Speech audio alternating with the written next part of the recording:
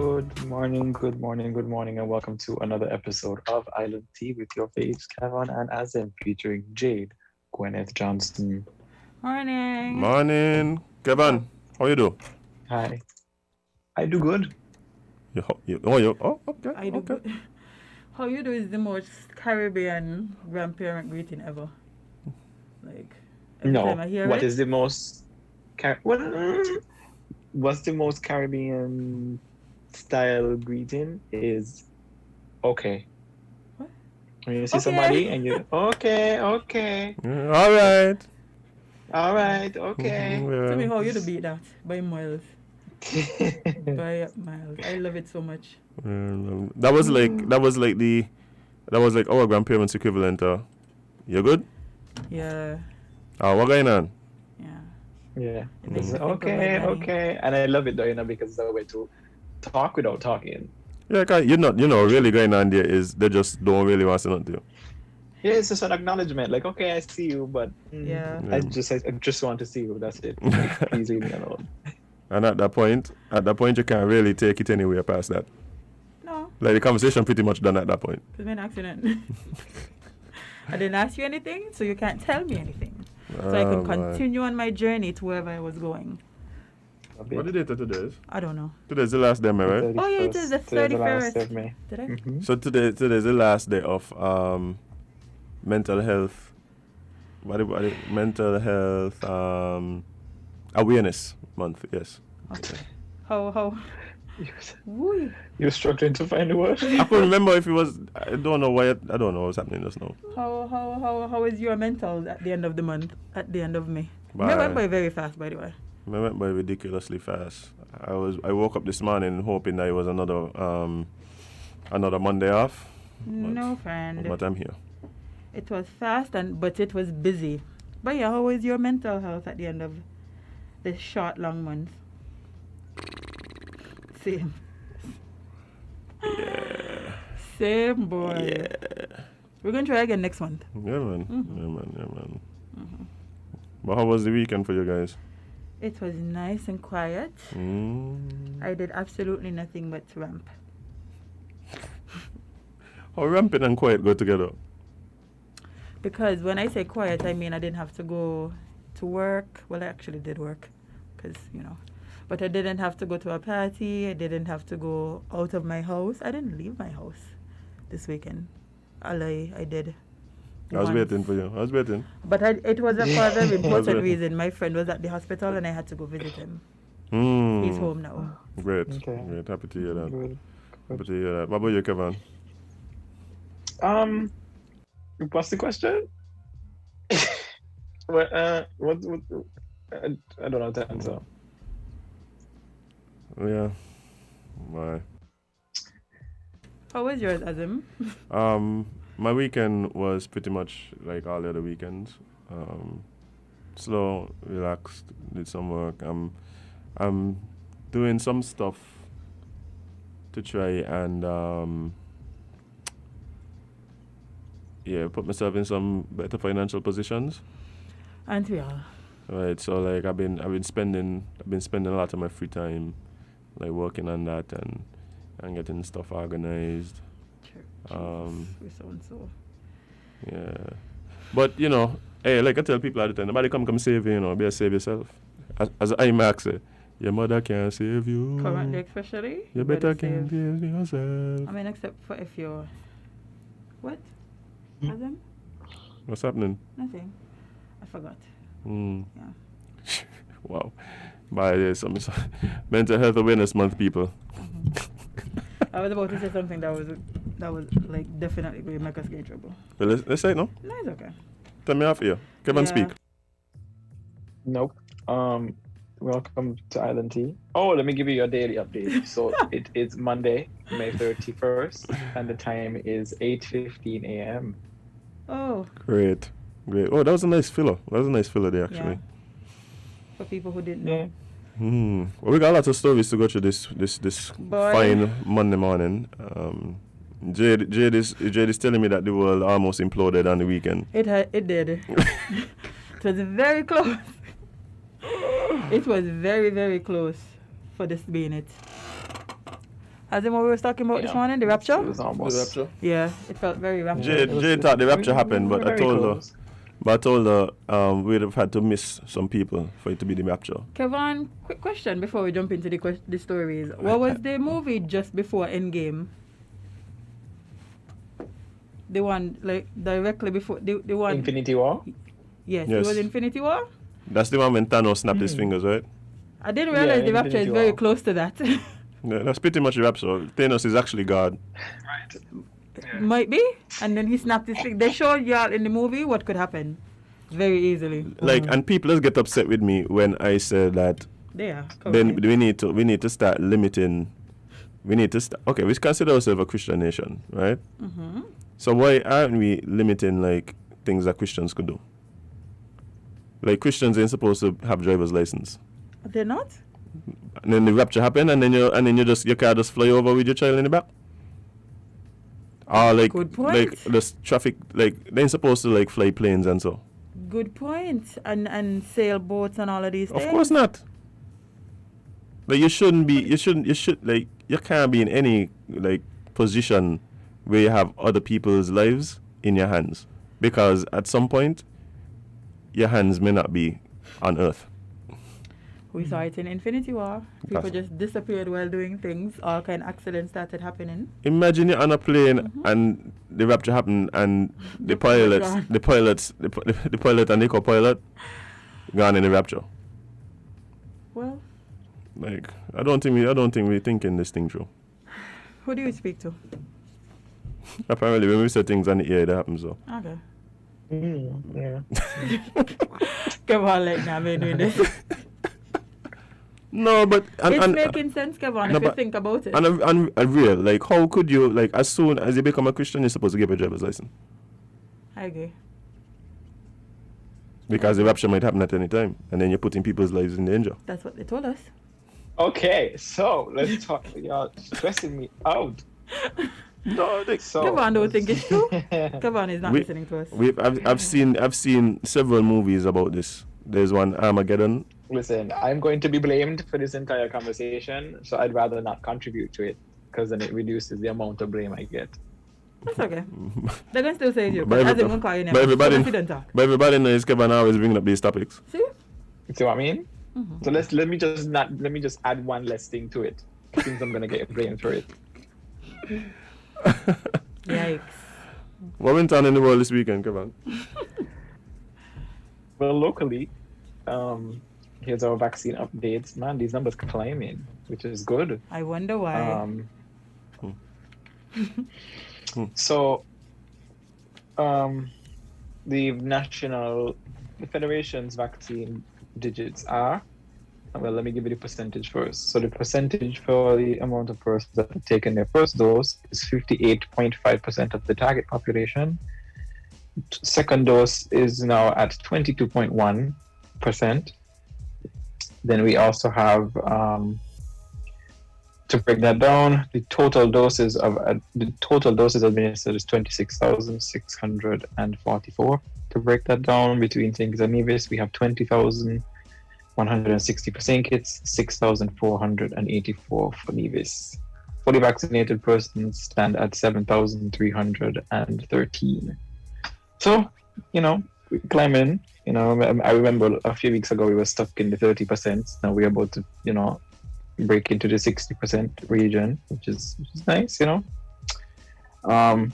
we're moving. If you have any questions or stuff, you can call 467-1164, 467-1233, or in Nevis, 469-5521.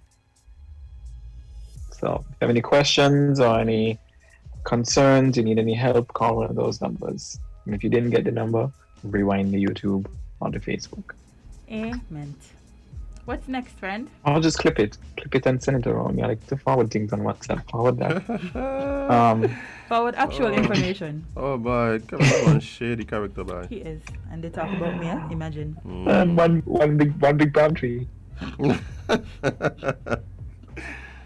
Oh boy. As he sits with Steve with a flask on it. Is that flask for alcohol? Look, I watching the cup there all morning, eh? That flask for alcohol. I Space like it. juice. Space Yeah. juice. It's the official. It could be for milk.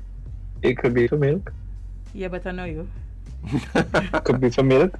First Could be like for up happy, sweet. right? Like it could be for sweetener. You don't know what it could be for anything. It could also just be for more coffee Okay, we'll go with that.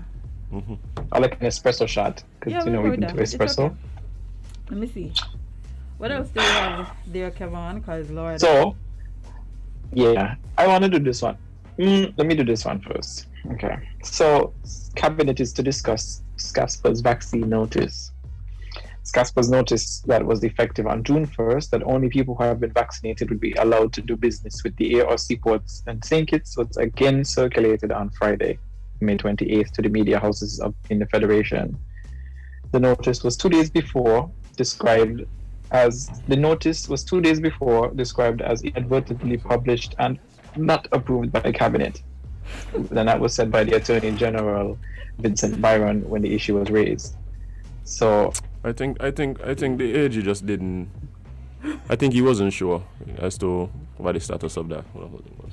Casper said, yeah, I said so what you I know, said. this was just a leaked document. The document got to the public. It wasn't leaked. It wasn't leaked Kevon, it wasn't leaked. It was posted on their page. and not taken Oh down. no, Lord!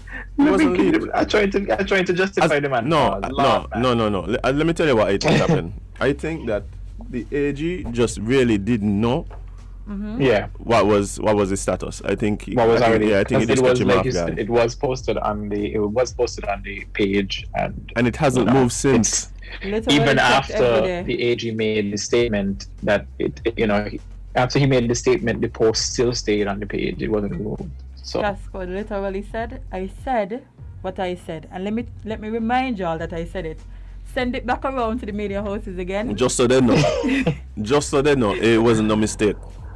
It wasn't Wow. nothing to be discussed. This is what it is. This is it. And y'all just have to deal with it, apparently. That's what Casper said, not Jade, but you know. Yeah. Interesting. How y'all feel about that? Well, friend, I think we already said it that we don't feel like that's the approach to take. I am not in charge of Casper, but I just feel like it's a little extreme. But let me tell you something, right? Like I've been asking this question for months. Where do we draw the line? Right? Where do we draw the line? My question, like, I know it's Casper. and the thing about it for me is that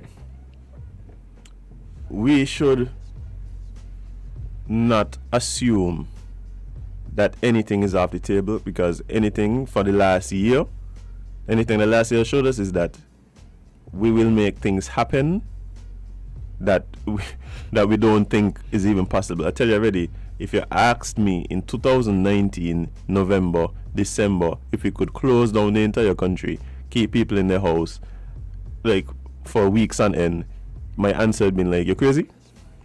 Yep. So when we start talking about where this thing could go and people start saying, man, I can't do that there, I was wondering to myself, what makes you think that?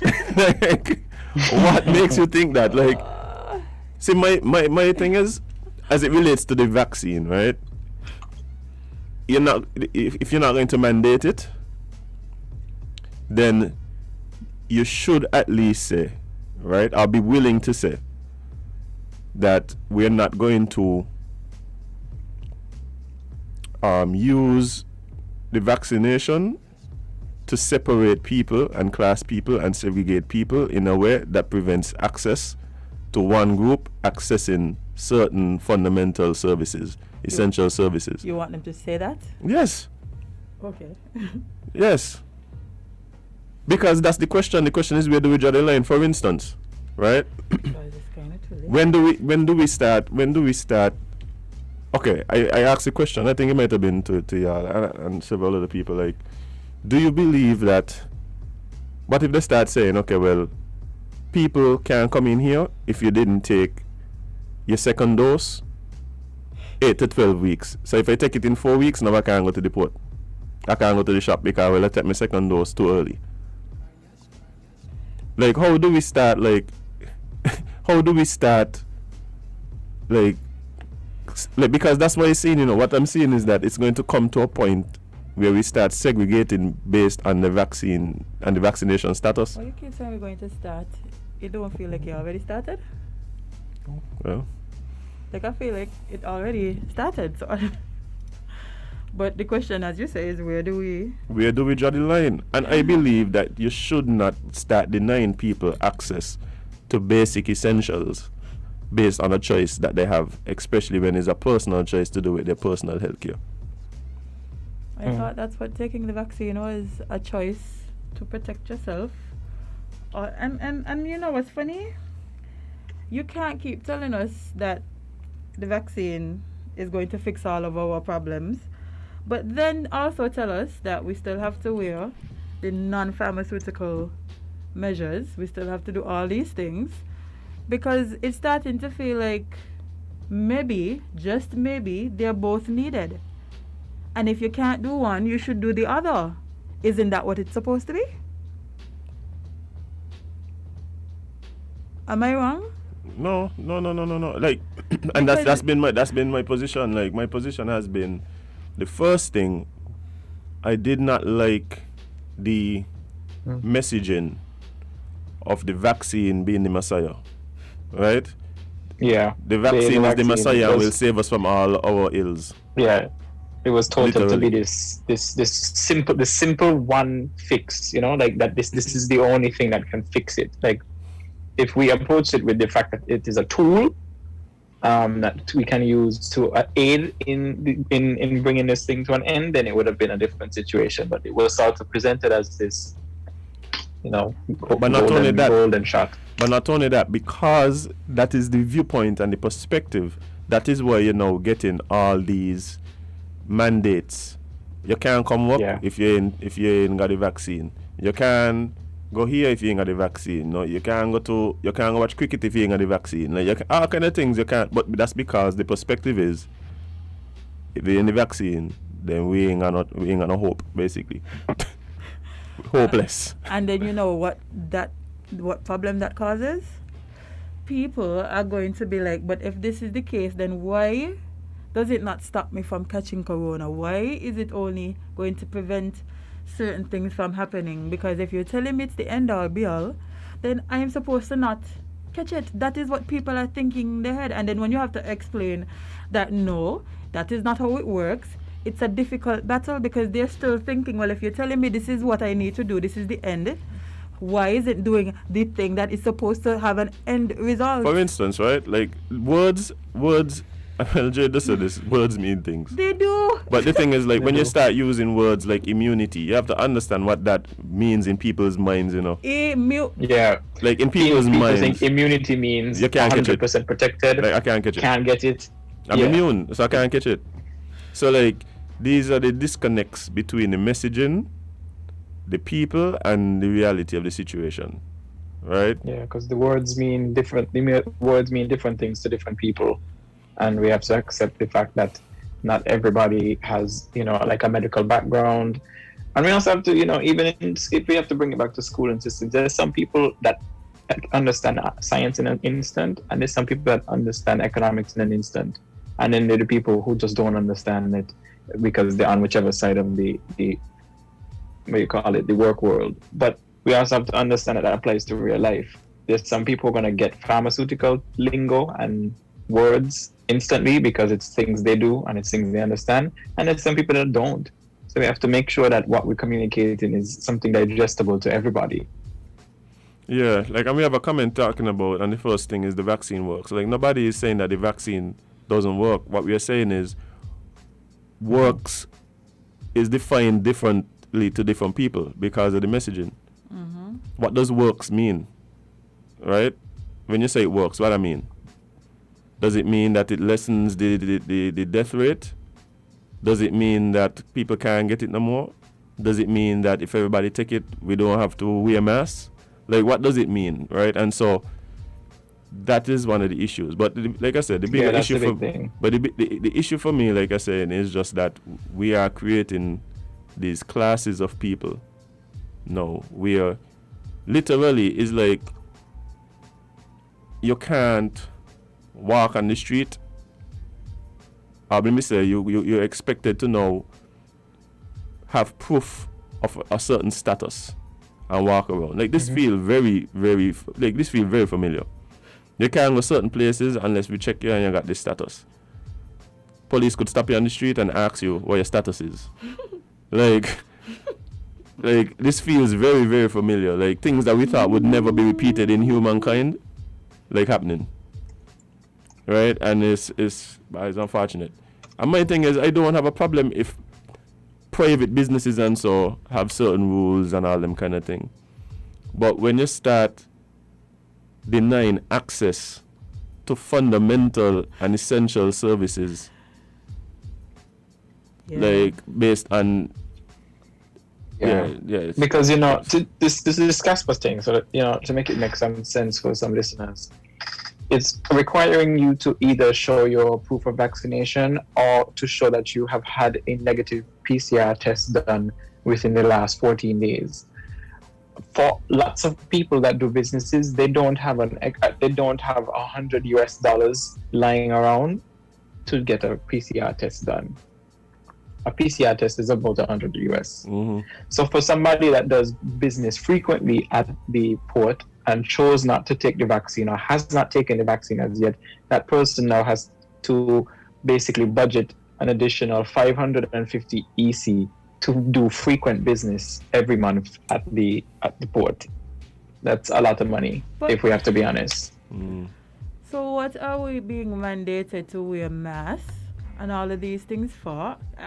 When you go to Scasper, can you remove your mask? If you're vaccinated, will you be able to remove your mask? I highly doubt it. Probably not. I highly doubt it.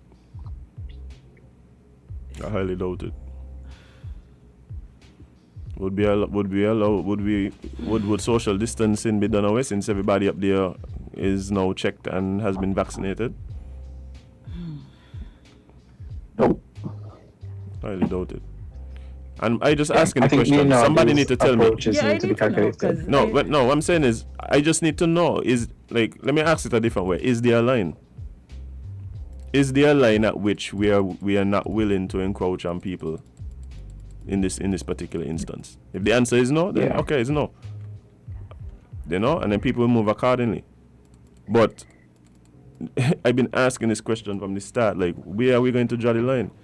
I tell you, don't be surprised if some of the things happen. And the thing is about it, right?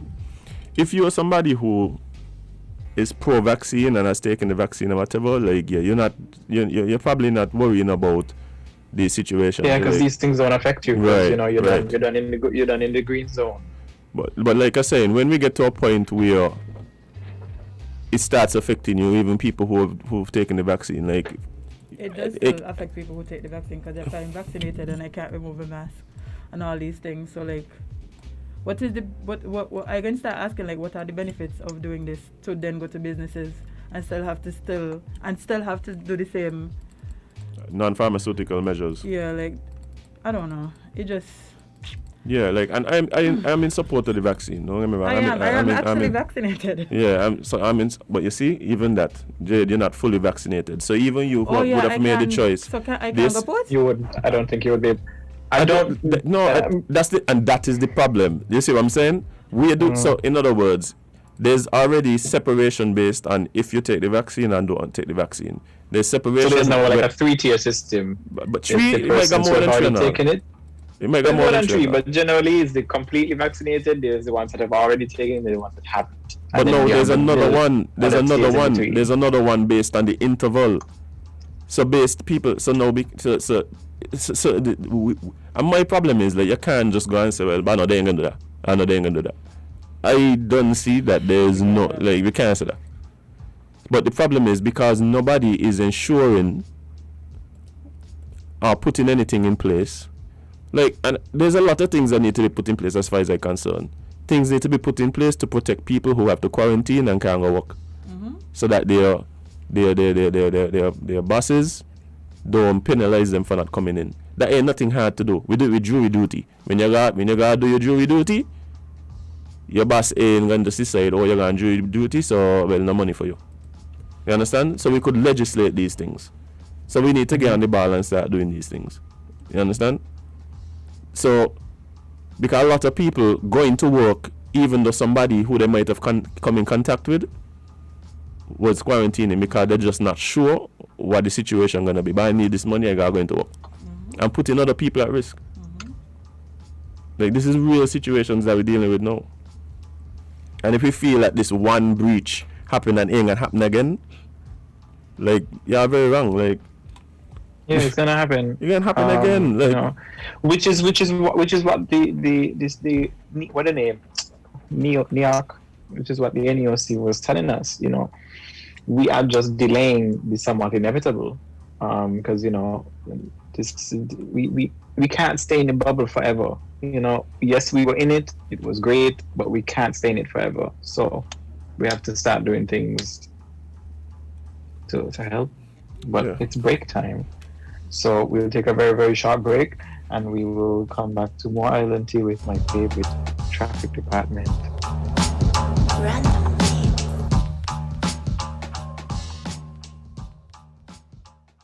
We are faced with tough decisions every day, but choosing the right home or motor insurance shouldn't be one.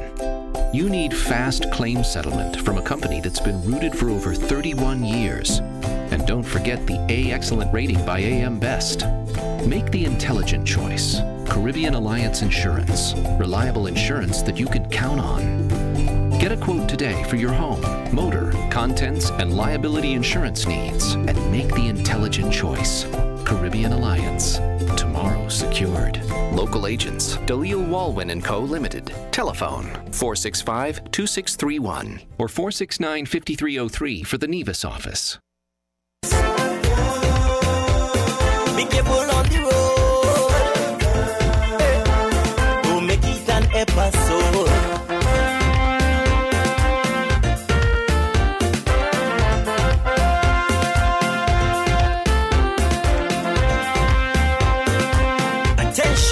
Attention all drivers, I'm begging you to slow it down, slow it down, slow it down, down. Too many stunt drivers on the road, man. With the fire day, driver, what's your emergency? It's better late than never, so why all the hurry? Plenty mishaps. The road is now a racetrack, threatening life and property, and all the result of that led to death and injury. Inconsiderate driving, this nonsense needs to stop. Stop. I'm making it my business to alert all motorists, especially those who love to break traffic laws. I have seen what speed can do. Here I am to your rescue to help you to live. Just take this advice I give. I want in all drivers to take care of your passengers. Be careful on the road. Welcome back to Island Tea with your faves, and it is time to jump into talk with our friends from the traffic department on talk. What? Traffic talk. Oh, the teas.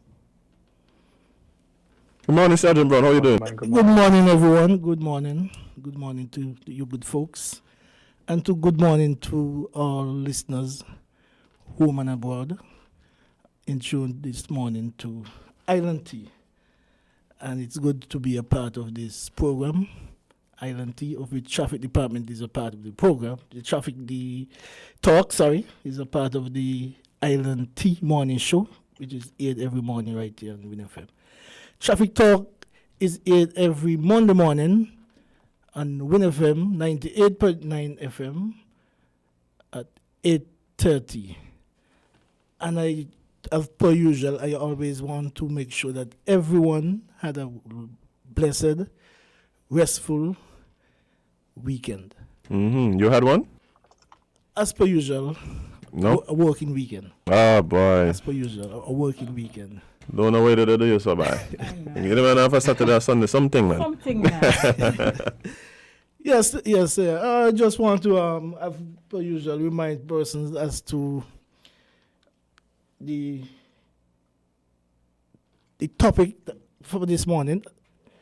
We want to make sure that persons who are traversing the Old Road Bay area, having been in touch with the Old Road Police, told that the road is now reopened, as it was temporarily closed for some road works. I'm being informed that the road was opened yesterday afternoon, Sunday. So, but still. Bear in mind, I saw a video yesterday calling it the NASCAR strip, eh? That I was just coming to that. Oh boy.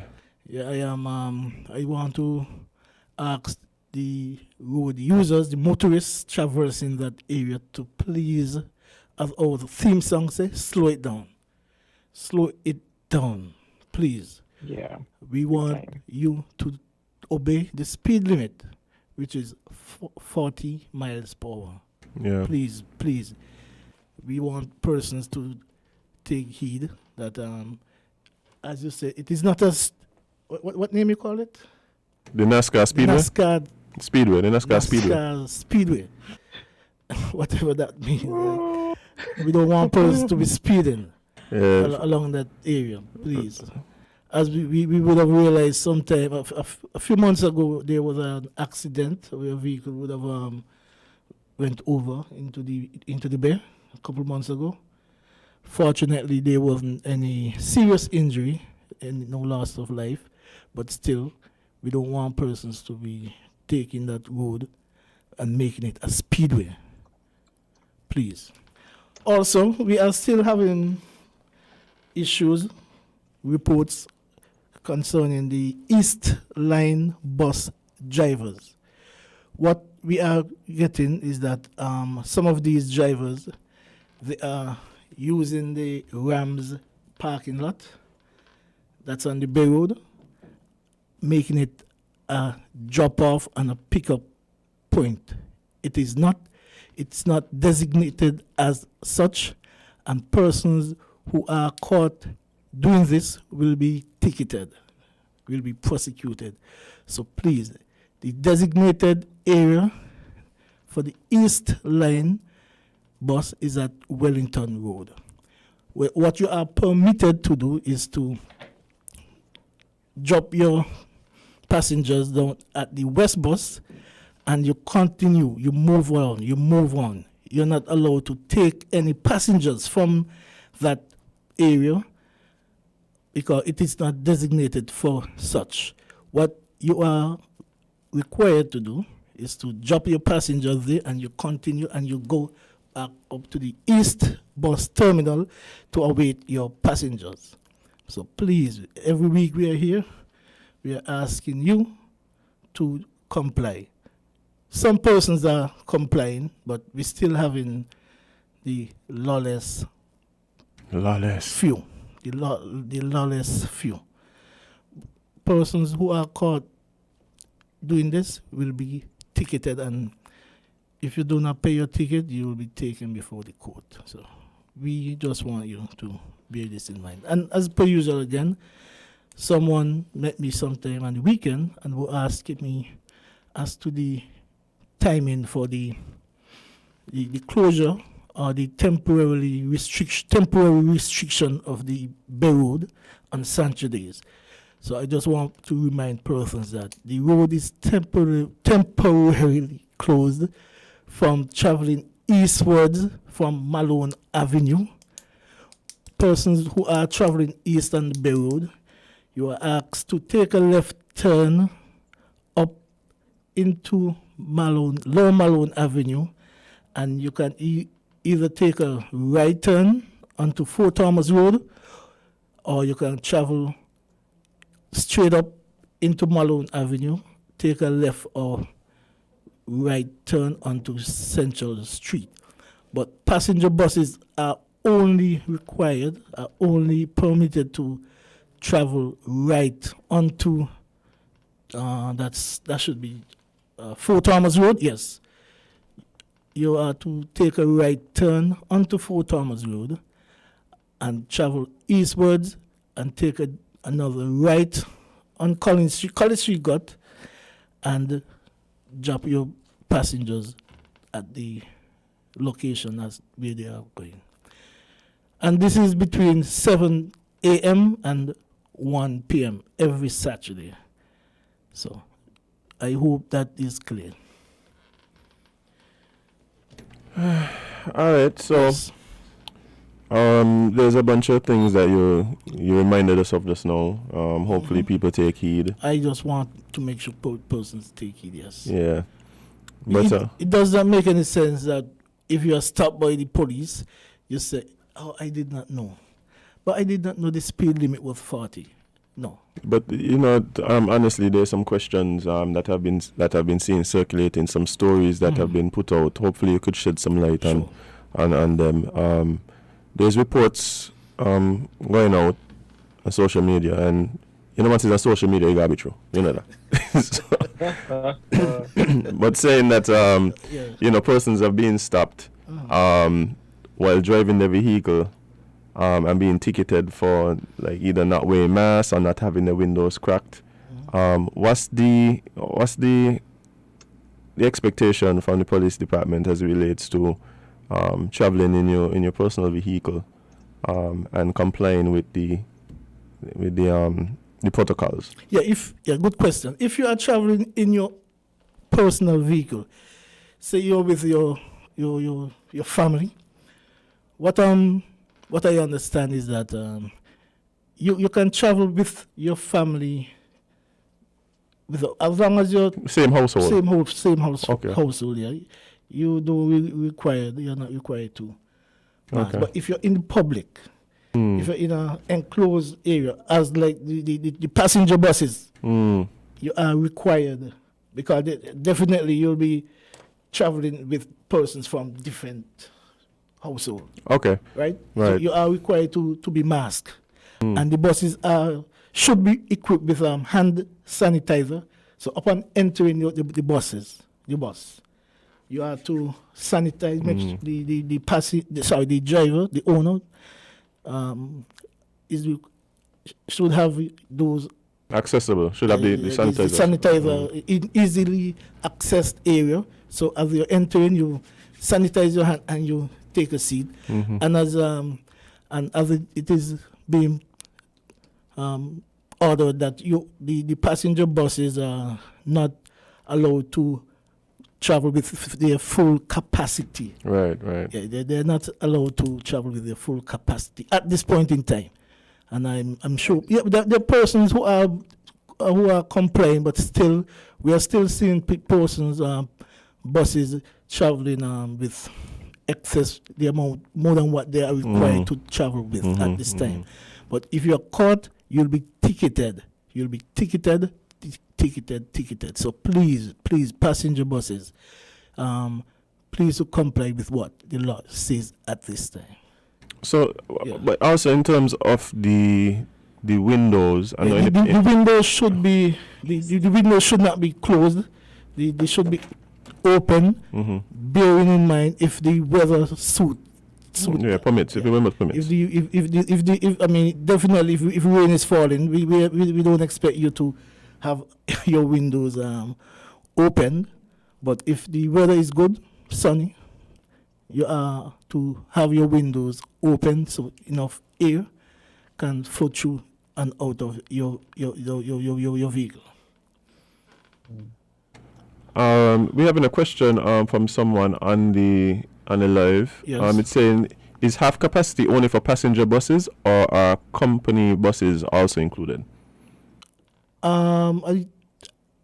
Passenger buses.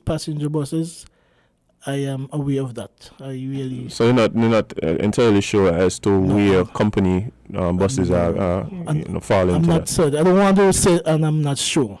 Okay. But I'm aware of passenger buses. So perhaps that's something you could I'll inquire definitely about. look into. And what I can do, I can give you back a call when I leave here and let you know. Well, Okay. this is the information that was passed to me. So Okay. Yes, Okay. Great. And in a personal vehicle, yeah. let's say for some strange reason I decide to give Jade a ride. I don't know why I would, but I decided to give Jade a ride somewhere. Am I also required to turn down my windows? Because I might not want people to know share my chance. Yeah. Well, if I not necessarily. No, not necessarily. No. Okay, all right. I mean, you all work together. As long as you're masked. You're not, Yeah. So if you're not from the same, masked, yeah. if you're not from the same household. Yeah, as long as you're masked, then you're required to make sure that your mask is on. Okay. Yes. Okay. Got you. All All right. But you had any other topics that you wanted to discuss with us this morning? Well, it seems like we don't have any callers. Well, the calls actually were coming in, but guys, remember you could call in now and join the conversation. If you have any here on call, Traffic we can take them at this time. Yeah. Okay. Yes, call back in. I want to hear y'all. You see there now, again, asking the questions anyway, boy, why Jade would be in my chance. You see, it was just an example, people. It was just an example. Willie, good morning. Yes, as I said, we are having some problem with the East Line bus drivers. But to me, the one in the news was the West Line bus drivers. They seem to would have called a strike last week. Yes. I'm not aware if there was a strike. What I'm aware of is that there were certain discussions among themselves. Having spoken to the president of the West Line bus services, Mr. What the guy name? Oh, the name is Rambo. Rambo, yeah. So if Yeah, I spoke with him last week, and he said definitely there wasn't a strike. Okay. They were just it was strike adjacent. they were in discussions among themselves. The persons would have saw them. We have a call. Go straight ahead. You're live on Traffic Talk. Good morning. Morning. Just for clarification, Sure. you're saying the East Line buses Yes. can actually drop passengers? They can't drop passengers at the West Line. They're allowed to just drop off their passengers. Downtown? Yeah, at the terminal. At the terminal. West Bus Terminal? Yes. But so you can't, and they can take passengers from the West Bus Terminal? No, they're not allowed to. Can? They're not allowed to. What is the logical reason behind that?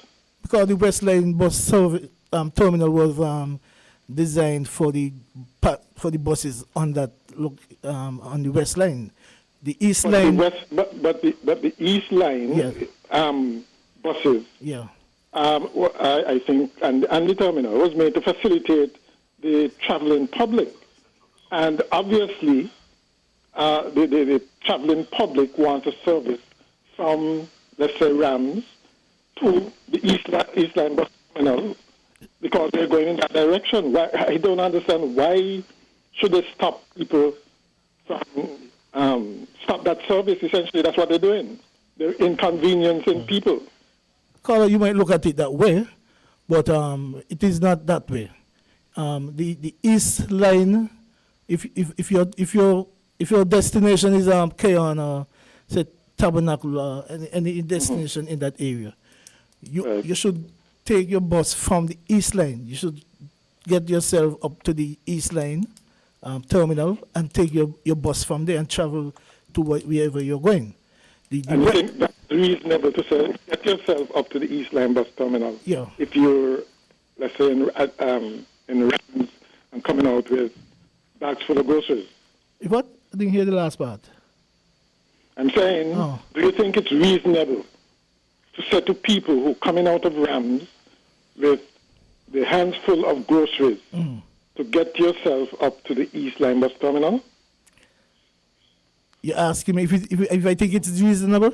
Yeah. Well, I have to say what the law say, what is required. I can't. I don't want to. Well, I'm sure you had some input in the law. You can make recommendations. Yeah, but I mean, as it is, anybody using that service. Yeah, go ahead. You know, it's easy for people who don't use the service to make laws, which I think is the correct one to do. But bearing in mind, the emphasis should be on convenience to the people using the service. Okay, don't just design a service without the people in mind.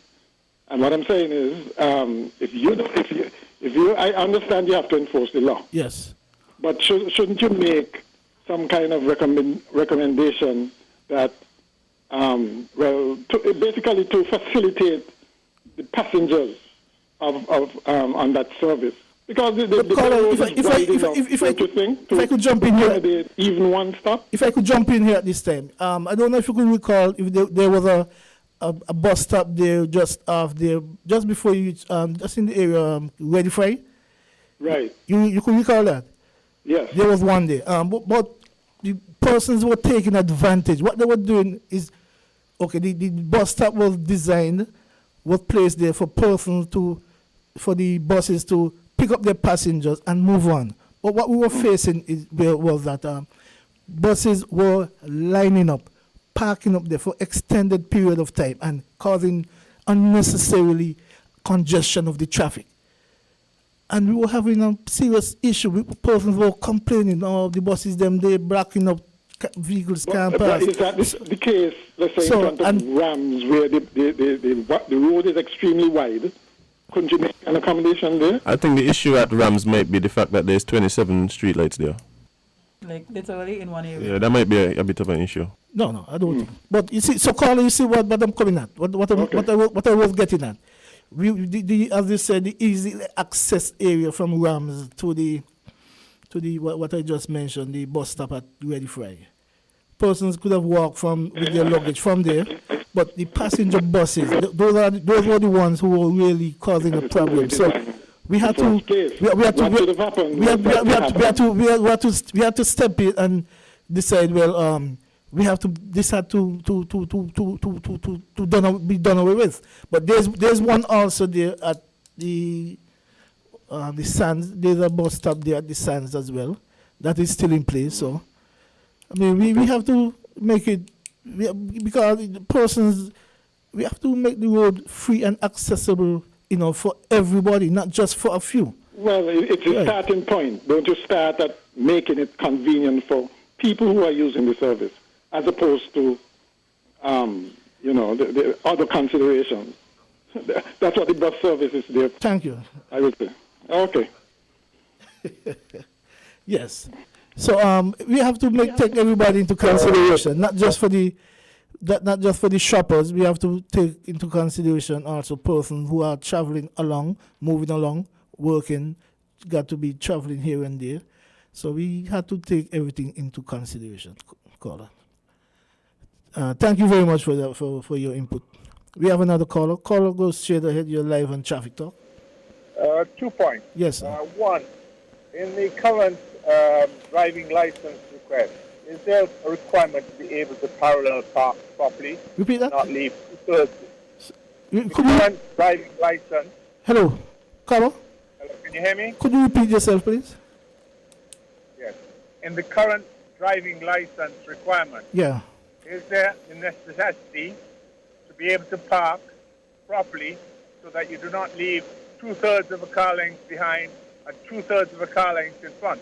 There are a restricted number of parking spaces already, and people park with massive spaces in front are just messing it up for everybody else. That's one.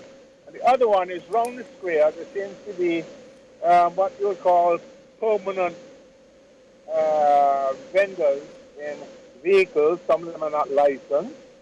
Some of them seem to have connections to the power supply. Is this going to be the way forward for the whole of Barcia? No, caller, no. I can definitely say no. Caller, you're there? Oh, caller, you would have left. Your first concern was the parallel parking requirements. Yes, persons who are going for their license on the road, you're required. I mean, it's definitely you have to be able to park as close to the left as possible, not blocking any vehicles that might be passing along. That is a requirement for the examining officer to make sure that you can properly park parallel to the side of the road. Yeah, it's a requirement. And also, I think you would have mentioned about the food vending vehicles, and you mentioned around the square. Persons who are doing the vending on the square, on the road, you should get, if you have a permanent vehicle that is going to be there, the traffic department has to be notified as to, and you have to make certain, make sure that certain requirements are being taken on board. If you are to be doing your vending from a stationary vehicle on the street, it's not just around the square, but wherever you are, to have a permanent fixture of vehicle, the traffic department has to be notified, and the traffic department has to make sure that certain requirements are in place. Caller, I hope I would have answered your concern, your questions. Caller, thank you very much for that. Yes. Yeah, I'm now being informed. I'm looking at the clock. It's now time for us to wrap and go. So just to repeat what I would have said earlier, the old road bay, the new road has been reopened. So persons who are traversing that area, please be informed that the road has now been reopened, but still you are asked, you are expected to comply with the speed limit, which is 40 miles per hour in that area. And also we are still, every week we're going to be asking the buses to comply with what are required of them. The East Line bus services, but the passenger buses, you are allowed to just drop your passengers down at the West Bus Terminal. You drop your passengers and you move on. You're not allowed, you should not stay there and wait for any passengers. You are just asked to drop your passengers and drive on. So please comply with what the law is saying. I want to thank you for listening, for being in tune, for being part of the program this morning once again. And I'm looking forward to be here again next week, same place, same time, God's spear. So we just want you to be safe on the road, not just for yourself, but for other road users. Until we meet again, this is I'm Sergeant Brown saying goodbye and be safe on the road. Thank you. Be careful on the road. Don't make it an episode.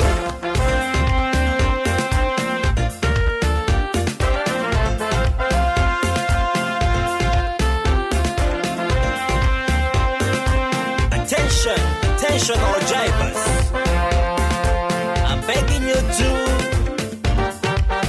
slow it down,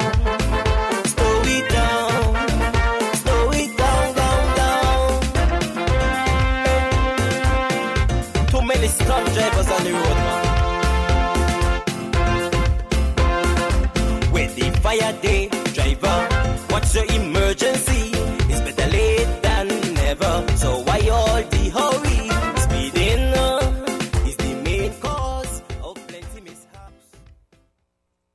We are faced with tough decisions every day, but choosing the right home or motor insurance shouldn't be one.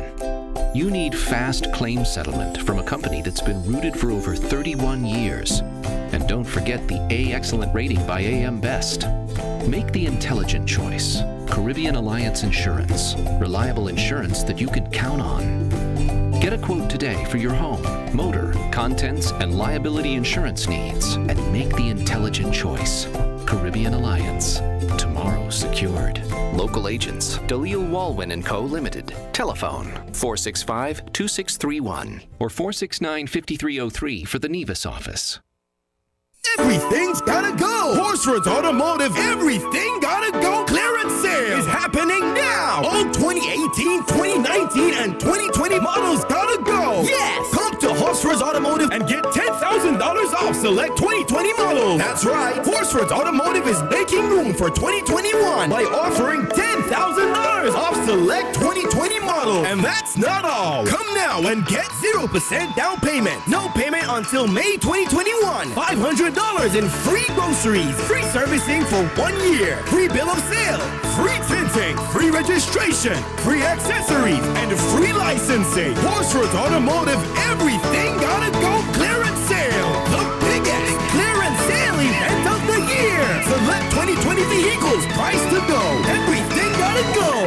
conditions apply. See store for details. Maybe it's the way the brilliant gold liquid reflects our sunshine, or how the bright blue of its label mirrors the clear Caribbean skies overhead. Maybe it's the fresh, crisp taste of this beastly cold beer on a scorching hot day. Maybe it's even the way it brings us all together. But one thing is for sure, Carib is very much a part of who we are wherever we're from in the Caribbean. Carib, it's the way we play. Drink responsibly.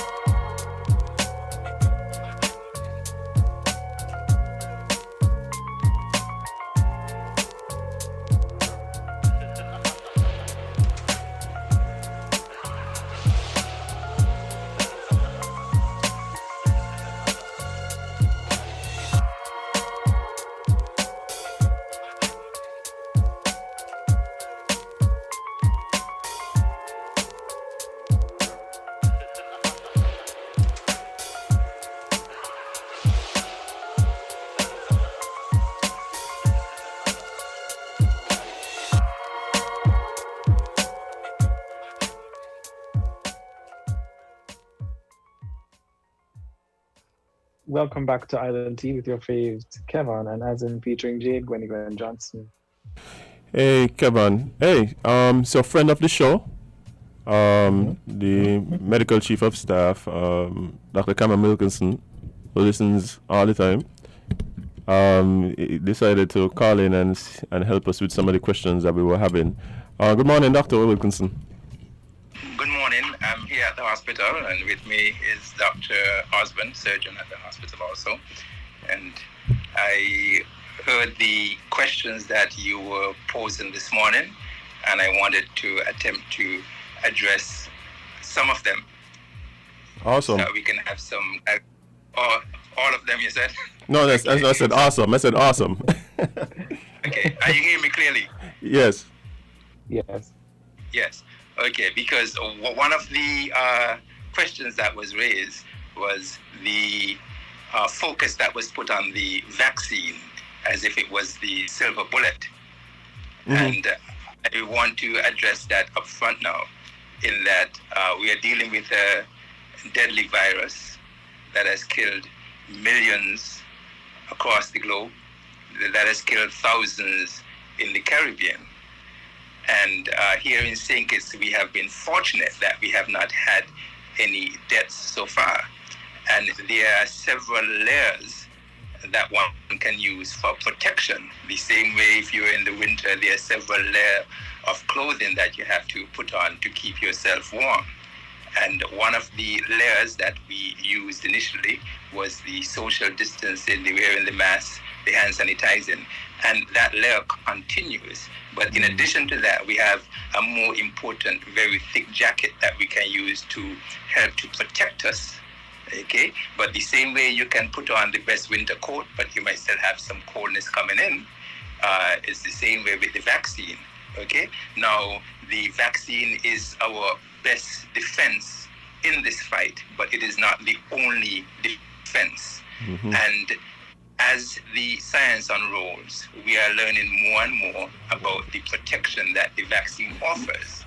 And so as more and more persons get vaccinated, and as more time passes, we now know that by getting vaccinated, you can decrease your risk of even catching COVID by 63 to 83%. Mm-hmm. And so the more persons in the population who can come in contact with COVID and not spread it through getting vaccinated, the more we'll be able to eliminate it. We also know that life is important, and that the vaccine, when you're fully vaccinated, gives you an 83% or 84% risk reduction in severe disease, and almost 100% reduction in you dying from the disease. And that is also significant. And these are the reasons why we advocate that persons get vaccinated.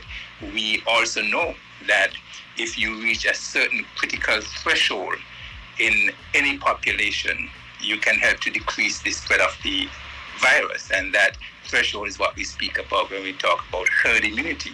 But it's also important for us to know that herd immunity is not an on and off switch. It is not a panacea, and so we don't get to herd immunity and drop everything and say we are protected, because until the virus is completely eliminated, we will still have to do certain things like wearing our mask, etc., to have to control the spread. I pause there so you can ask any other questions. Well, I mean, that's very helpful what you said, and the way that it was phrased, because I believe that a lot of people, felt as though the messaging was, like you said, the silver bullet, but understanding that the vaccine is just one more measure that we are putting in place to help us deal with the pandemic and the virus is definitely a good way of phrasing it. I guess a way that really resonates more with what the reality is. One of the questions that I asked, and I know there's several people who are asking it, is based on a fear that the vaccine and people who choose for whatever reason, whether it is a health reason, whether it is some skepticism or hesitancy, don't take the vaccine, would be somehow limited in ways that would affect their daily lives, and there's a real concern about that. Okay, but let me address that here, okay? Because one cannot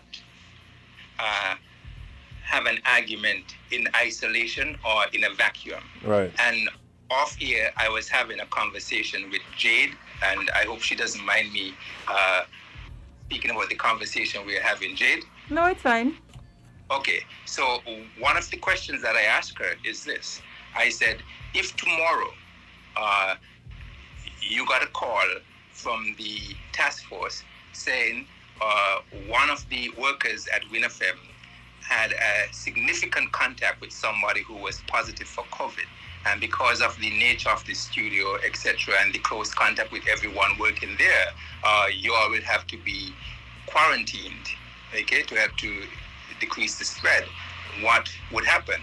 Her response was that you will work from Zoom. And I said that was great, but it's not every business that can do that. And for some businesses, having to close for 14 days could mean going out of business. Right. And so while to get vaccinated is a voluntary effort, the measures to contain spread, they are mandatory, okay? And you will have to make a decision for yourself whether or not you can afford to go into quarantine if you're exposed by the actions of someone who, if you're exposed by someone who is positive and they themselves had chosen not to get vaccinated and not to get the 63 to 83% reduction in spreading the virus, okay? And so there is a delicate balance that has to be walked. And it is okay for one to say the vaccine is voluntary, but businesses and persons themselves have to take into consideration the consequences that can occur. For example, the schools are now closed down. Okay, yes, we can say teachers can voluntarily go forward and get vaccinated, but we also could have had a situation where almost every teacher was vaccinated. And so even though we heard about the spread within a school, one could have made a decision based on risk that it was still okay for us to continue school and for persons to operate safely. Excuse me, but Dr. Wilkinson, that's something that I think is important to stress, because that is one of the questions that I hear people talking about in relation to the quarantine and persons being asked to isolate based on close contact or significant contact with somebody who has been exposed. What you're saying is that if somebody was exposed or had significant contact, and there's a possibility that they may have, contracted the disease, the vaccinated status of that individual is taken into consideration with the measures that the task force would ask them to comply with? Yes, and let me explain what's close contact. And you have to understand that the science is evolving. So, for example, when we started out a year ago, there was no vaccine. Okay, and right. So the policy has to change as we move along. Also, the more persons who get vaccinated. Can you hear me, sir? Or do you decline? No, we're hearing you. No, it's just that there was a call that was coming through on my phone that I was trying to decline. Yes. Where was I now? Yes. So let's first have a clear understanding of what is a significant contact. Okay? Because a significant contact is not by you passing somebody on the street or happening to be in the same store with someone who eventually were told that they were positive. That's not a significant contact. Mm-hmm. A significant contact is if you had face-to-face contact, especially if it's if it's less than 6 feet and for more than 15 minutes with somebody who turned out to have been symptomatic or positive. So that's a significant contact. And so sometimes when someone gets a call and said, and we found out that they were positive. No, sometimes if you have a patient who comes in symptomatic, you test them and they are positive, we will do the contact tracing and get the names of the persons they would have come in contact with. Right. That would give you a significant number. And in doing the history taking, we will determine whether or not this was significant or not, whether or not it was considered high risk or low risk. And so it is not everyone who would have been in contact with that person would be required to go into quarantine. Right. But also, so for instance, if I was in close contact with someone and the task force determined that I would that I should isolate until my test results come back. But I'm vaccinated. Does the task force then start tracing my contacts as well, or does the fact that I have been vaccinated come into play?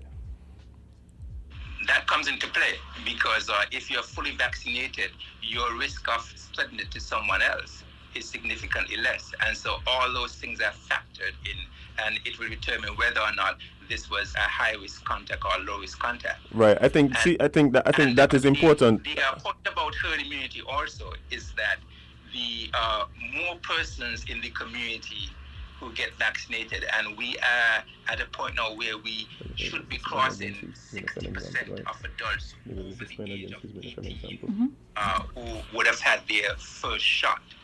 Okay, and so the more persons who are protected is the less stringent the quarantining protocols will become. Right. Okay, because one of the things that we always have to balance is the fear of overwhelming our healthcare system. Right. And if it were, we did not have a significant proportion of the population vaccinated, and the virus got into the community, we would have hundreds of thousands of persons showing up at our hospital, and the healthcare system will become overwhelmed. But the vaccine itself helps to protect against that. We saw in the UK with the mass vaccination program rollout, the death has decreased 99%. Hospitalizations are down, okay, and so the vaccine works. And we are in a unique situation here where we started our vaccination rollout before we had overwhelming infection, etc. These 20-something cases that we saw recently one can assume that if we were not so far advanced in our vaccination program, we would have had more persons presenting with illness. Definitely. I think that, and I could speak for everybody here on the show, where we, encourage persons who can get the vaccine to go out and get their vaccine. However, you spoke about businesses making decisions. Like, I believe, and I said this, I think that private businesses will have to make decisions based on what is best for the company. I have no issue there. Yeah. The issue I have is where we have a situation where the fear is that essential services, things that people need to do to survive, becomes the access to that becomes dependent on the vaccine. Is it? Can one say that? Let me not say one. I'll ask you. Would you say that you advocate for, let's say, discrimination to access to whether it is businesses, services, areas based on vaccination status? What I advocate is for more and more persons to go and get vaccinated, so that if we have a significant majority of persons moving around in the community who are vaccinated, even if they come in contact with the persons who cannot be vaccinated or refuse to be vaccinated, the risk of viral transmission is low. What I can also say too is that there are certain areas where the viral transmission can be significantly increased. For example, mass gatherings. And so for now, I am for, if you are having a mass gathering, for example, if you're having a football match, a cricket match, etc., that one can control the number of persons entering there by, for now, saying that it is only open to vaccinated persons. I don't know how that can be considered discrimination, but until we get a significant proportion of the population vaccinated, we will not be able to move around normally.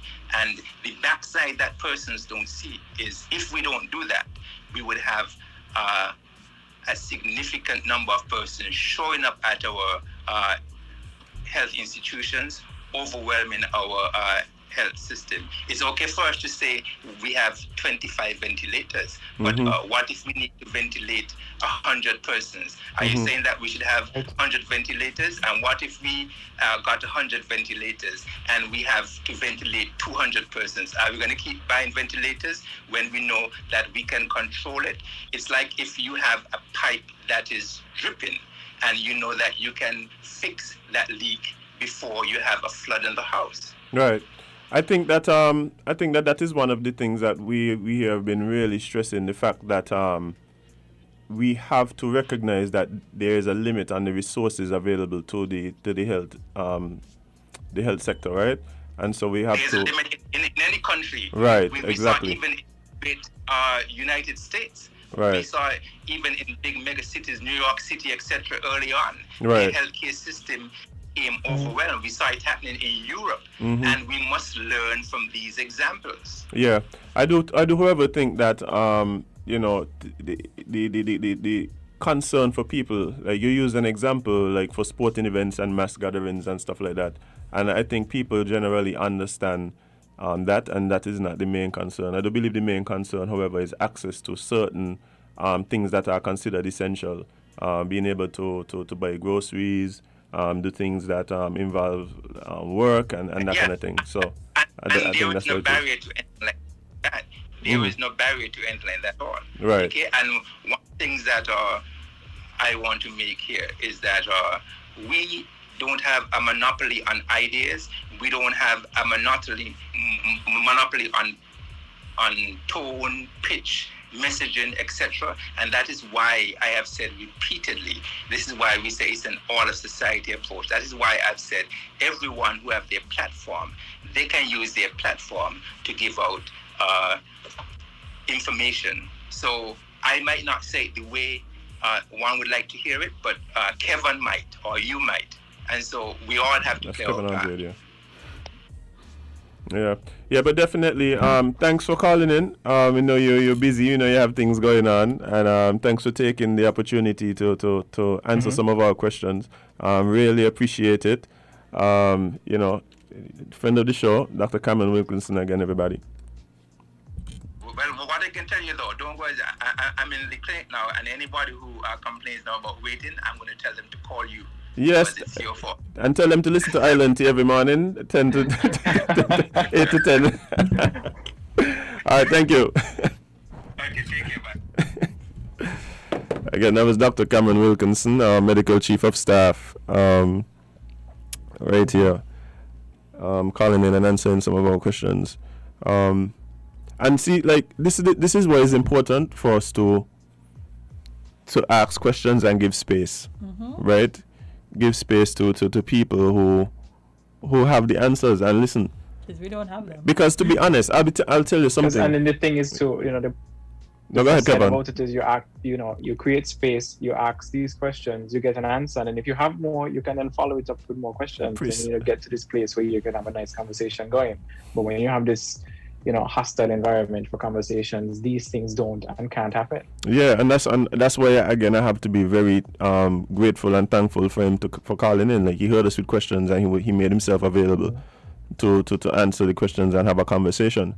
Because some of the things that he said, like you said, it might not come off that way on the briefing for different reasons. The tone of the briefing and whatever, the audience, a time limit, all these things. So, the conversational aspect, because even the way he started out by describing the protocols and the vaccine as layers of protection, like that is something that a lot of people weren't getting from how it was brought across, right, initially.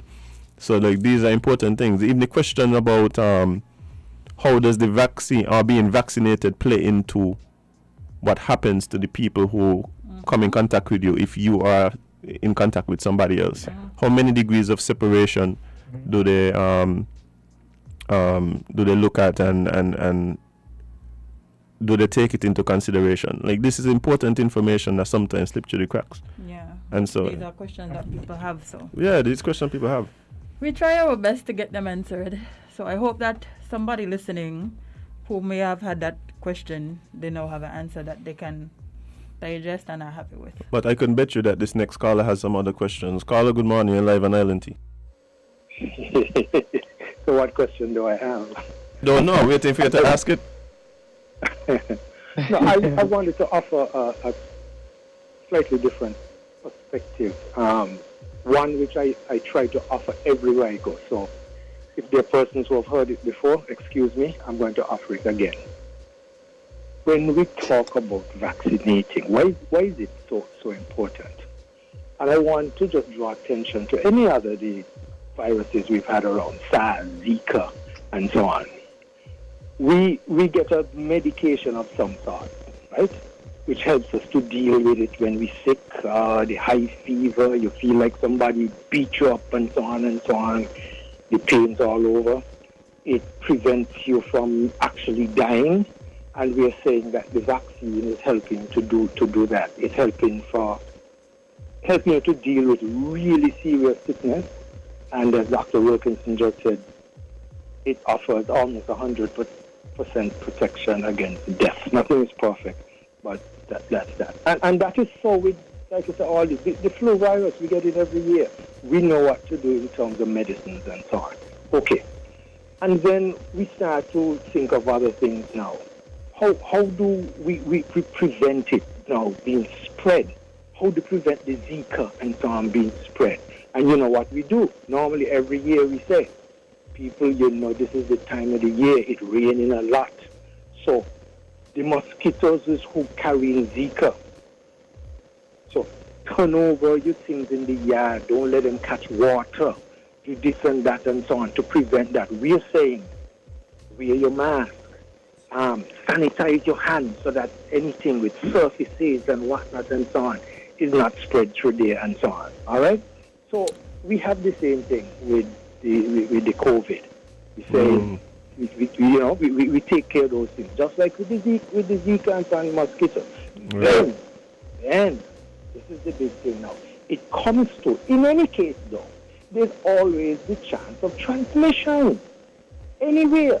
You've heard every now and again, ever so infrequently, you even hear somewhere over the world, you say, but wait, I thought they done get rid of that disease already.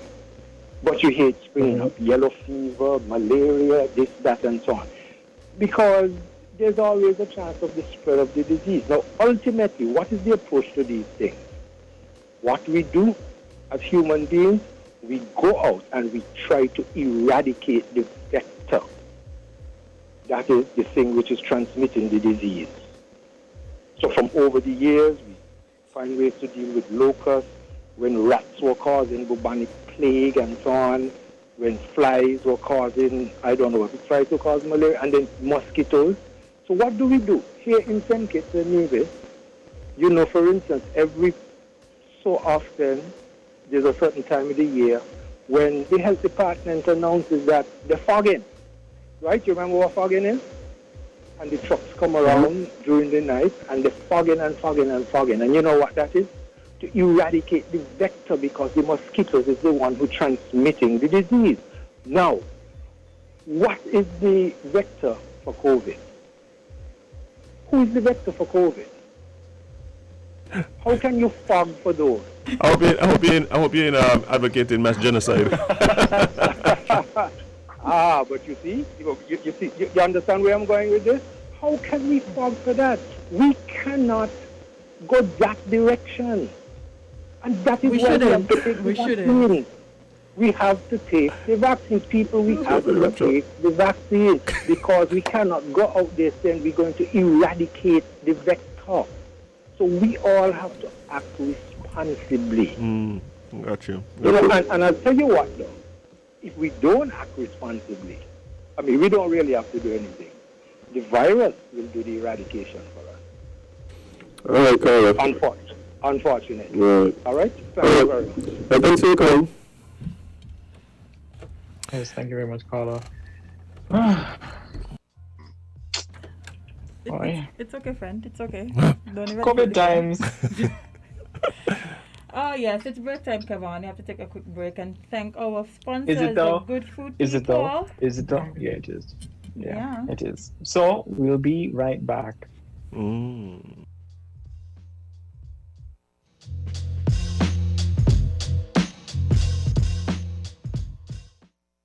Cool. Energize your goals with Lucozade. Get it cool. Look under the cap.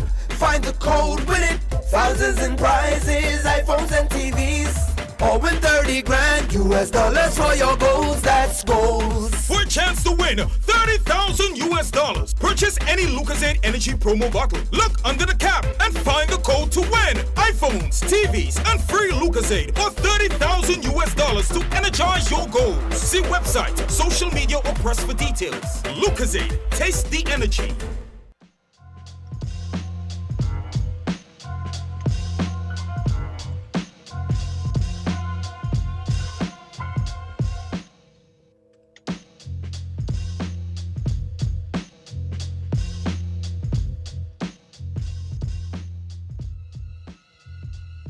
Welcome back to Island Tea with your faves, and it is time for tea.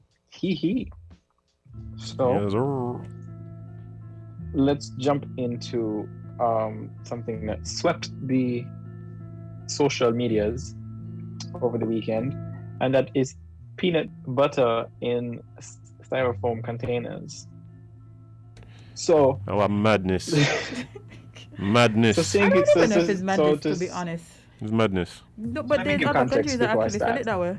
It's madness, Jade. Okay. Well, I don't bite it. I don't know. So let's give context before we begin. So over the weekend, social media, we started seeing posts and forwarded messages of peanut butter in a styrofoam package wrapped with cling wrap. So when you order that, when you get like chicken, buy chicken in the styrofoam container. So that kind of container, a slab of peanut butter covered with styrofoam being sold in supermarkets. somebody, I know who will make and say it. I know as well. Decided to take the post off of Twitter, which is where it, wherever they took it from. They took the post, posted it on Facebook, and said it was St Kitts. Who told them it was St Kitts? Don't know. Their imagination. So Consumer Affairs had to jump in and said they initiated an investigation because of the photo, and they said the viral image is not local. So for everybody that's forwarding it and saying, oh, this is St. Kitts, what are you, must stop all your stupidness, and oh, it's the Chinese supermarkets, stop it, it's not. It's not St. Kitts and Nevis. Literally, it is not even our country. Like, y'all outraged and don't know why. Like, it's not St. Kitts and Nevis. And y'all don't start pointing fingers and saying who it is, and it's not St. Kitts and Nevis. You see, last week, y'all to stress me out. Last week we spoke about how there are people and pages and stuff that put out information without fact checking. Because everybody just want to have that viral thing. Everybody just want that screenshot everybody want that screenshot with their name in it to say, oh, it's me posted, you know, you see that thing going on, it's mine. Oh, okay. And look how wrong you are. Like with it, this is an example of how y'all just spread things without fact checking and cause, like, imagine you make Consumer Affairs have to go do investigations and all kind of things for no reason. Y'all got Consumer Affairs involved. Y'all occupy the people in weekend. Well, big up Consumer Affairs one time. But yeah, big them for sure for nipping this in the bud. So, a statement on Saturday, the Consumer Affairs Department said, our complaints and investigations officers have conducted several site inspections in relation to the attached photo and wishes to alert the public that this item is not being offered for sale at any of the establishments mentioned in several Facebook posts. The Consumer Affairs commends the general public for their vigilance and encourages persons to continue reporting such food safety violations. The photo was originally posted on May 28th by a Trinidadian man who claimed that his friends first told him about loose peanut butter being sold at a supermarket in Arima, a town that is in the eastern side of Trinidad. So, you know, loose peanut butter used to be a frequent sight for many Trinidadians who purchased supplies at markets and neighborhood shops. The practice soon lost prominence as people started shopping at large chain supermarkets. So if you paid attention to any of the conversations based on the original post, you would see that Trinidadians were saying, yeah, this is a thing, like you're going to a shop to buy stuff, you'll see peanut butter because it was actually meant to allow low-income families to have peanut butter without purchasing paying the high price of the full tub. And there you go. Yeah. Stop spreading false information. Anyway, Kevon? Stop.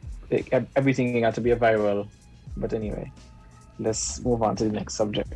So the director of the Public Works Department says that the preparatory work has begun to build the new Bastia High School. George Gilbert said that the work to construct the new BHS has commenced. During an interview on the popular radio television show Working For You on May 26, Mr. Gilbert said the project manager is there and he should be starting the temporary fencing shortly and also the erecting of a signboard. Public Works Department happens to be the client and also the contractor, in that what will happen is that the Public Works will engage or employ many contractors who will do segments of the project. Public Works Department is also responsible for the general insurance of the property and actually will coordinate the tendering process, get contractors to do the various activities on site. Mr. Gilbert added that because you have a number of activities with similar buildings, for example, you will have the same doors, same windows, maybe the same lighting fixtures and the same kind of tile, the same kind of electrical fixtures and fittings. It means therefore that the client will have to buy these goods in bulk, store them and have them ready to be delivered to the many contractors when the time arises. There will be a number of activities taking place on site which requires its own project team from the government side to take care of the management process. But Public Works will have to will have oversight in all of these activities for the new Bastia High School. So yeah, y'all getting a school again.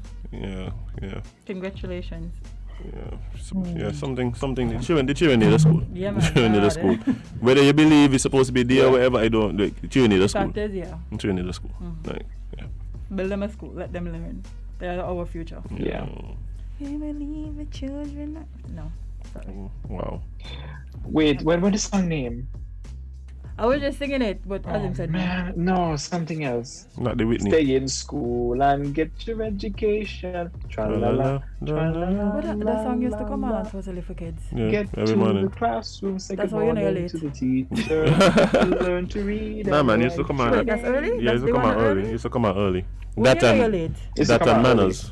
I remember because I used to be eating breakfast when it was on. Yeah, that was And the I used early to one. eat What school. song used to I was come like on one and of then the you know you're first late? Like there was a song, if you hear the song start, you know you're supposed to don't leave the house.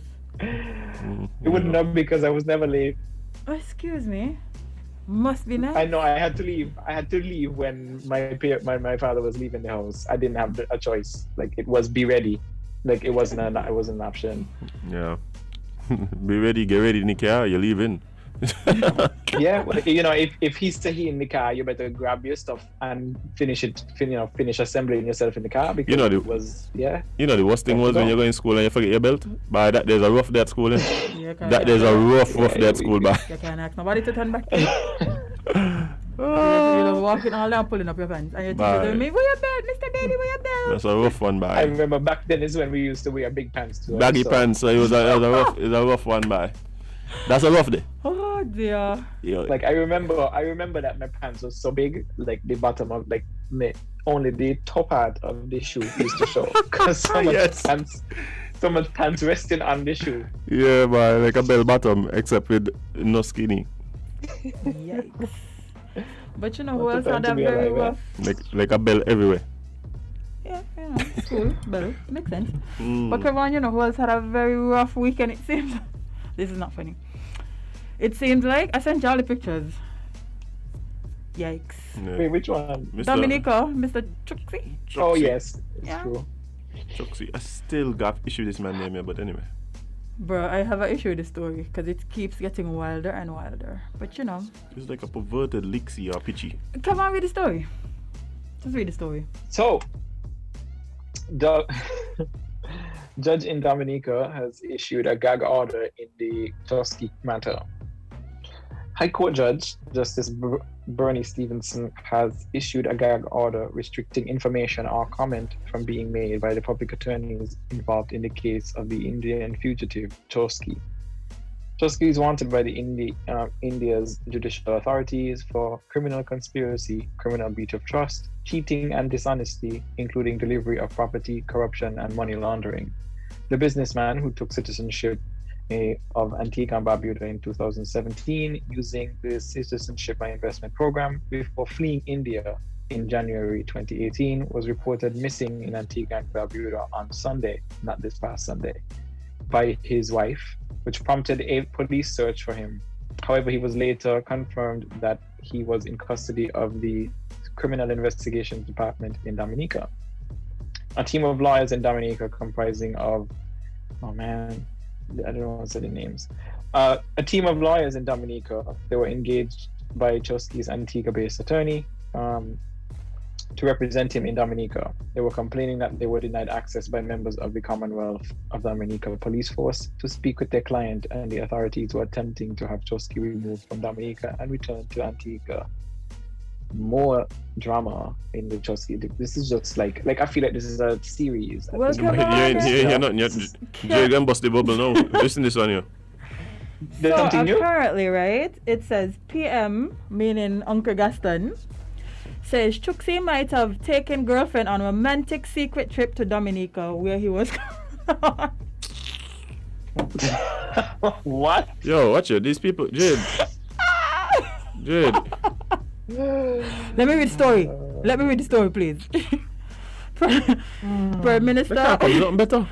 Listen, the man went on a trip and was caught. Okay? Deal with it. No, he was caught and sent on a trip. It says Prime Minister Gaston Brown announced on Saturday that Indian fugitive Mehul Chuxi I like how he's Indian now and not Antiguan. How long he been a citizen of Antigua? Since 2017? All right. It says, Chucksy may have taken his girlfriend on a romantic trip to Dominica and got caught. Stop laughing. It's serious. Brown maintains that it is still possible for Dominica to deport Chucksy to India because he entered the country illegally. The fugitive diamond dealer is set to stay in Dominica for at least the next few days after the country's High Court scheduled another hearing for Wednesday, again halting his removal from the island. On Thursday, the High Court had prevented immigration officers from immediately removing him from the country after his lawyer filed a writ on his behalf. What a turn of events, guys. Azem, you know the moral of the story? The moral of the story is don't go on vacation with your girlfriend. His wife then reported missing. But I just love how like there's nothing to substantiate this. Like there's been nothing to say. But there's nothing to say that there's anybody else who got charged with illegal entry. Like nothing else. Like it's just like he could have gone with the girlfriend. Because we asked on Friday if there was anybody else charged, and they said there's been no other charges. So where does girlfriend come from? Just make it up. Oh. But he did say he could have. He didn't say it happened. Yeah, he said he could have. To me, based on that logic, I mean, he could have been abducted by Interpol. He could have been abducted by aliens. He could have gone on vacation with his dentist. Listen, there's so many could-haves. And funny enough, right? I was actually looking for a story which says PM Gaston Brown confirms private jet in Dominica from India, and then I ran across the story about his girlfriend. Don't say anything right now, yeah? There's a private jet waiting for him in Dominica. Yeah, that's good for them. From the Indian government, apparently. That's good for them. It's going to be interesting to see and there's what the Dominica court rules. Because, I mean, it just works out so nicely for everybody but Chucksy in this case, that he just happened to be in Dominica now. These stories came from the Antiguan newsroom. So it's antiguanewsroom.com. If you want to read these stories, yeah, that's the page for you to look on because Chucksy. They are sweet baby Jesus. Bye. Chucksy, we're gonna pray for you. Because this looking like he gonna get a Netflix series in like what, 4 years? Got to be. If that long. But he can get first, he can get the book deal? No, he can get the docu-series. Then after the docu-series, then we got to do the movie afterwards. Both on Netflix? I mean, if he's lucky. Right now, Amazon Prime doing it.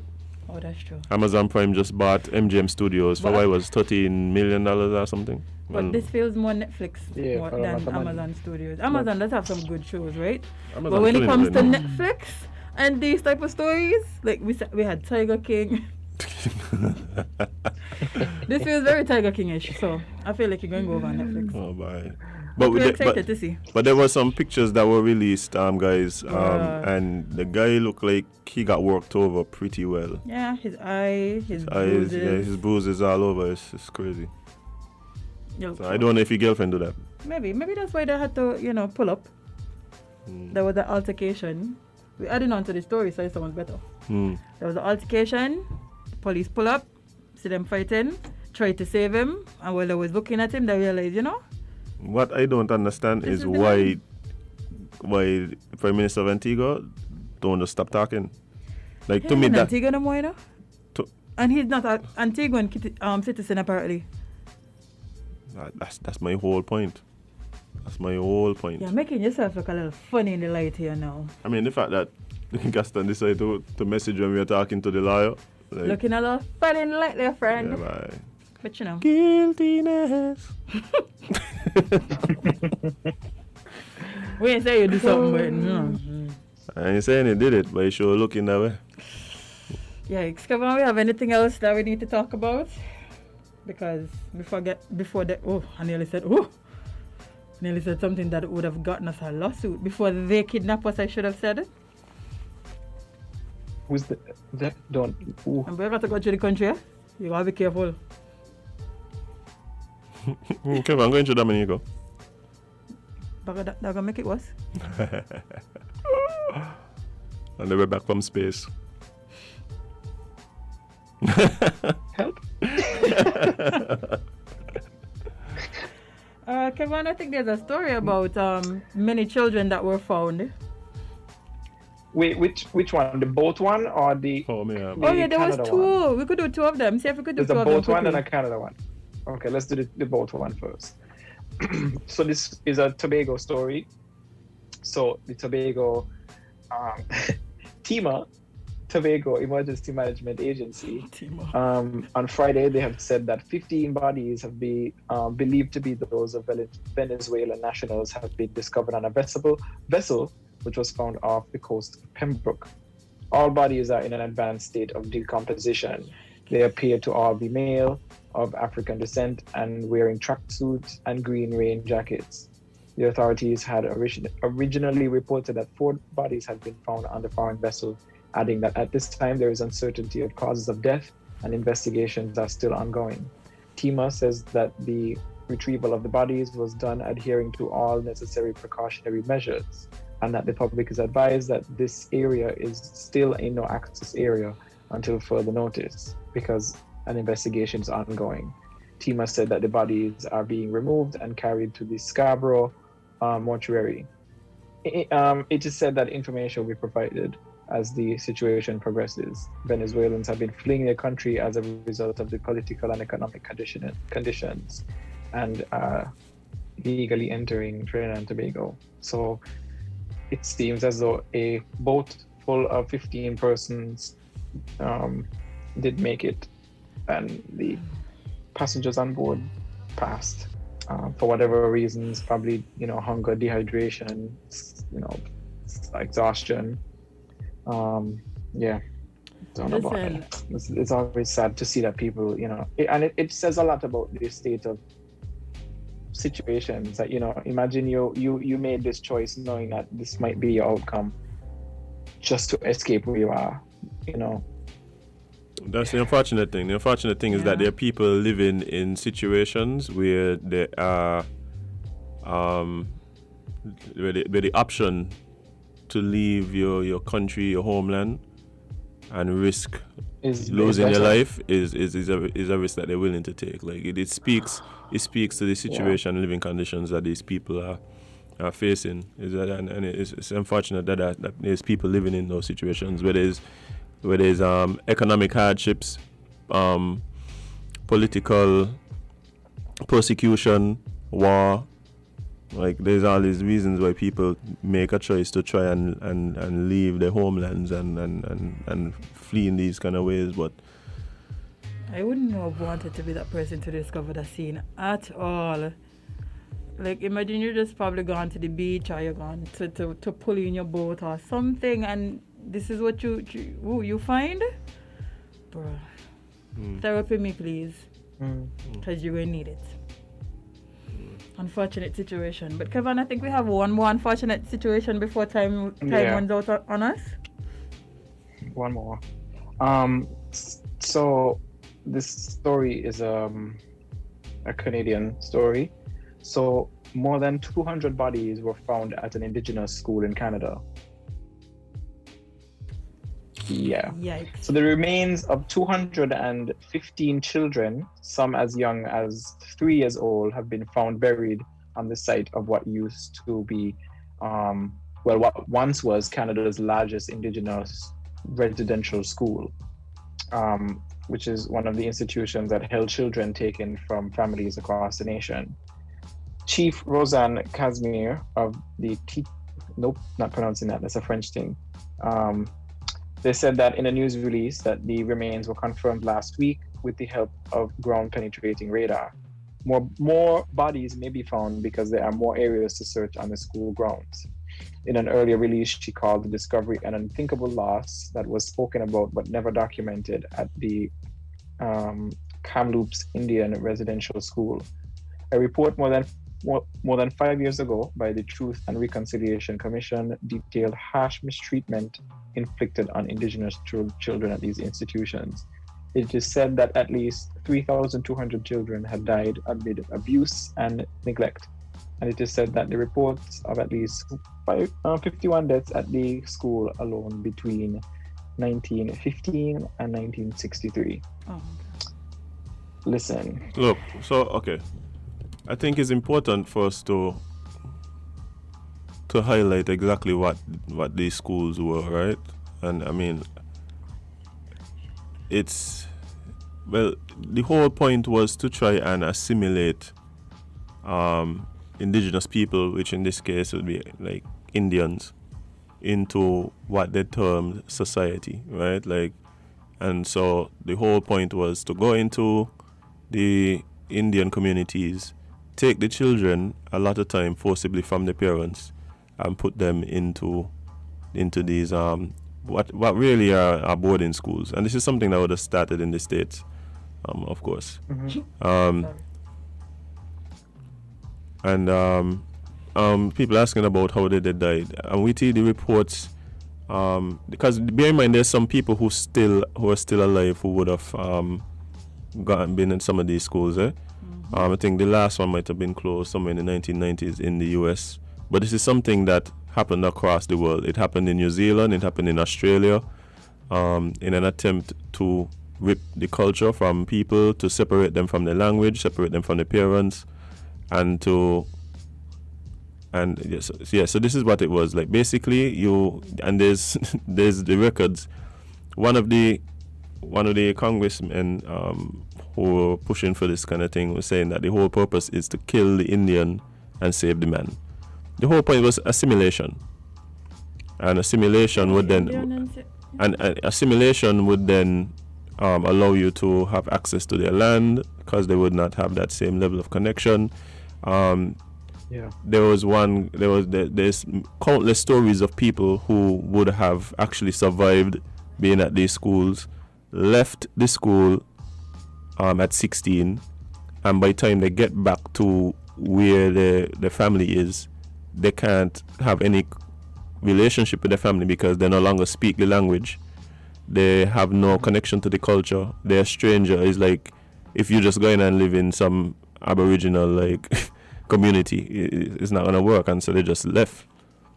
And all the reports of physical abuse, sexual abuse, emotional abuse, and one of the problems with these kinds of situations is the fact that these are issues that now come down the generation, right? They become generational curses. So, for instance, in Canada, there's widespread abuse from people who went to these schools who would have experienced abuse, experienced fear, inflicting that same abuse and fear on their kids.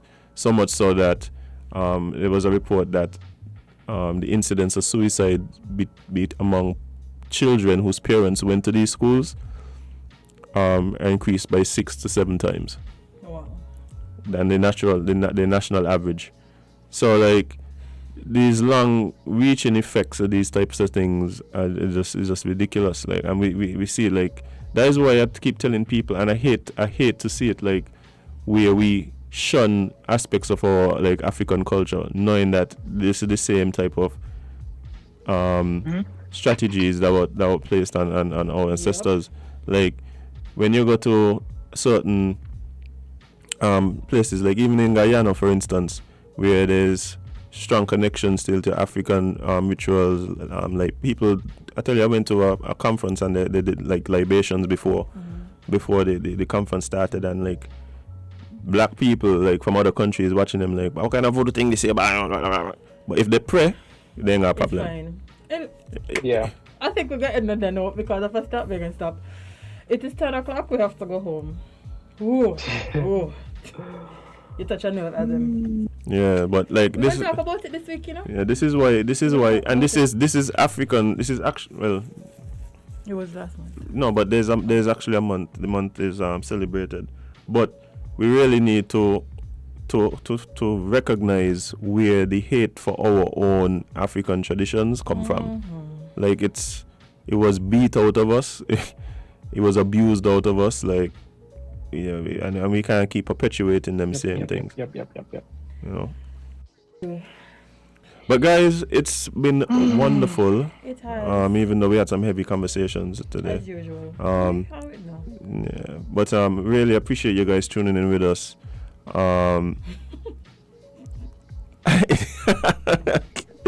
Yes, sweetie, I agree with you. We need to get the sage going.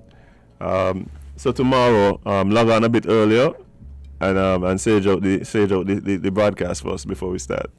Appreciate you. Yeah. Yeah, but guys, really appreciate you guys tuning in, being a part of the conversation, especially to Dr. Cameron Wilkinson who called in and had a conversation with us this morning. All you guys who comment on the live, all the people who call in on the radio, all the people who send us messages privately, we appreciate you. Thanks for your support. You're the reason why we even here doing this thing morning after morning. Right, you're the reason why we ain't get cancelled yet. Yay! Thank you. They could find us, Yeah, they could find us. They're also part of the reason why we get sued every week. Yeah, pretty much. Yeah, but guys, if you want to log in daily, you could find us on WINNMedia SKN on both Facebook and YouTube. You could check us out on Instagram on Island T SKN. We get amazing clips and other content from the show. So make sure you go and like it. And hey, share up with your friends them. Don't be greedy. Don't be greedy. Share the wealth. If you saw something funny, something you liked, something interesting, clip it, send it around. Forward something of substance. Yes, sir. The whole link. Yeah, for sure. Where you see us, I clip it because we attention span very short.